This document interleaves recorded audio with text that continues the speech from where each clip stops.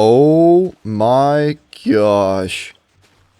That is right, ladies and gentlemen. Today we are building a kelp farm. Why are we building a kelp farm, you may ask? Well, it's really quite simple. We'll be producing plenty of bone meal and dried kelp blocks. Alright, before we get into the materials list for today, I just want to say that this farm does in fact work in Minecraft 1.20 and above. For the materials, you are going to need a lever, a target block, 2 redstone torches, a redstone repeater, 16 sticky pistons, 16 normal pistons, about a stack and a half of redstone, 32 sand, any amount of kelp, some water, a fair bit of building blocks, and at least 8 hoppers. I'm going to use 16 because I'm using composters to make this a bone meal farm. Also a chest. You can optionally not use hoppers, but you're going to have a lot of kelp flowing out of this farm, and you're going to have to be putting it into chests immediately. Before you build this farm, you need to select a good place to build it, and that means a decent sized area that's not on a chunk border. Now, Minecraft is divided into chunks, which are 16 by 16 block areas. This means if your coordinate is a multiple of 16, you're at the corner of a chunk. Right now I'm at -32, so this is going to be a chunk border. If I activate my texture pack, you can see that it is a border of a chunk. Using either a texture pack like me, or using the numbers,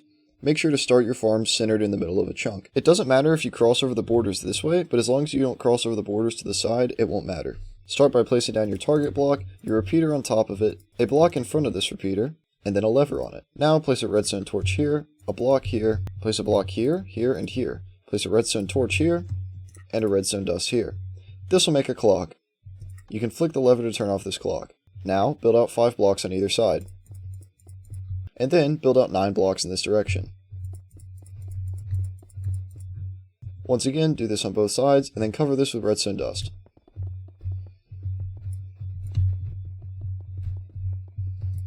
Now, place your sticky pistons here.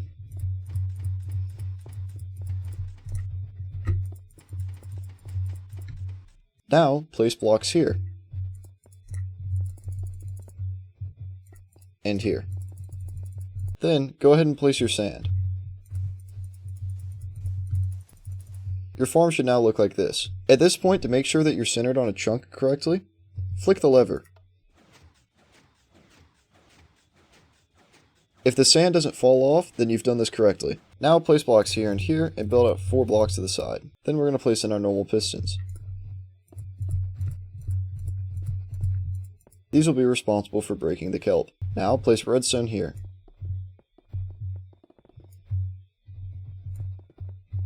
At this point, to check if you did the redstone correctly, you can flip the lever. The farm should look like this when running, and if it does, you've finished all the redstone.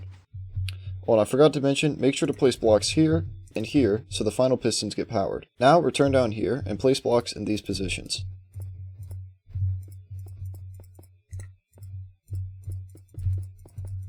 Also, place blocks underneath these pistons.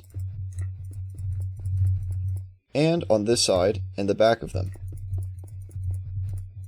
We will be waterlogging these pistons, so we don't want the water flowing out the back. Now place rows of blocks in these positions. Now we'll place some more blocks on the edges.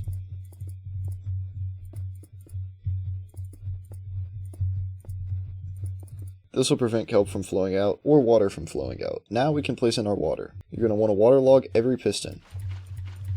Then, place blocks here. Now you'll place some water here. And here. Finally, place a block of water here. Now you'll want to place in your kelp. Lastly, I forgot to mention this, but you will need some signs. Place your signs here so the water doesn't flow in. At this point, you're almost done with the farm. We just need to build a roof. Place blocks here. Also, place blocks here, here, and here. This will prevent kelp from flying out. Now, to make sure mobs don't spawn, place a couple of torches on the structure. At this point, the farm should work, and you can test it.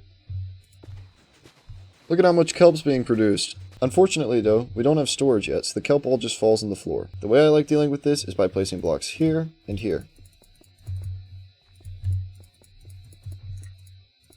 Just build out far enough that the water won't flow.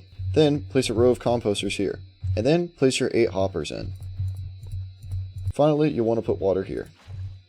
Now to collect the bone meal, place down your chest, and place your hoppers into it.